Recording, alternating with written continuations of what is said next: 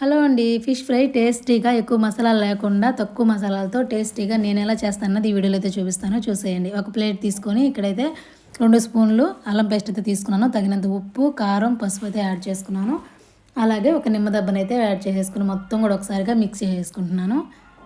మొత్తం కూడా మిక్స్ చేసేసుకున్నాం కదా. ఇప్పుడు నీట్గా వాష్ చేసుకున్న ఒక 5-6 సార్లు వాష్ చేసి పెట్టుకున్న చేప ముక్కలను అయితే తీసేసుకుందాము. ఈ ముక్కలన్నీ కూడా అదే ప్లేట్లో పెట్టేసుకొని మసాలాలని మొత్తం కూడా నీట్గా మసాజ్ చేసేయాలి.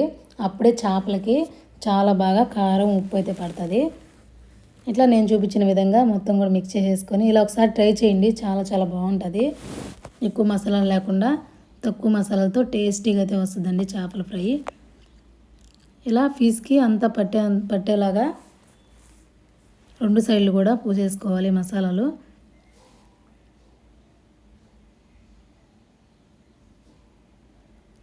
మనమేమి ఇక్కడేం మసాలాలు కూడా ఏమీ యాడ్ చేయలేదండి. ఉప్పు, కారం, పసుపు, అలాగే అల్లం పేస్టు. ఇక్కడ ముక్కకి నీట్గా పట్టాలండి. అప్పుడే ఉప్పు, కారం తీసుకొని టేస్టీగా అయితే వస్తుంది.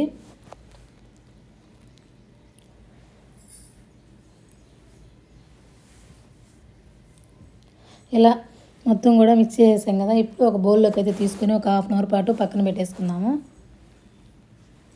1/2 అవర్ పక్కన పెట్టుకున్న చేప ముక్కలు అయితే తీసుకొని ఇప్పుడైతే ఫ్రై చేసేసుకుందాము. స్టవ్ వెలిగించి ప్యాన్ పెట్టాం కదా. తగినంత ఆయిల్ అయితే వేసుకుందాము. కొంచెం ఆయిల్ ఎక్కువే అవుతుంది. తక్కువ వేసుకుంటే కనుక మళ్ళీ అడుగున అంటేసుకుంటాయి.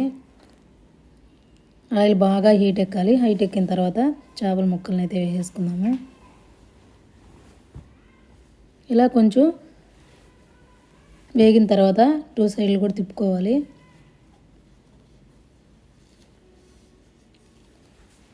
సన్న మంటలో పెట్టుకొని 2 సైడ్లు తిప్పుకొని వేపుకుంటే చాలా చాలా బాగుంటుంది ఫిష్ ఫ్రై. చూసారు కదా, ఫిష్ ఫ్రై వీడియో మీకు నచ్చిందని అనుకుంటున్నాను. నచ్చితే కనుక ప్లీజ్ లైక్ చేసి సపోర్ట్ చేయండి. కొత్తగా చూసేవాళ్ళు సబ్స్క్రైబ్ చేసుకోండి.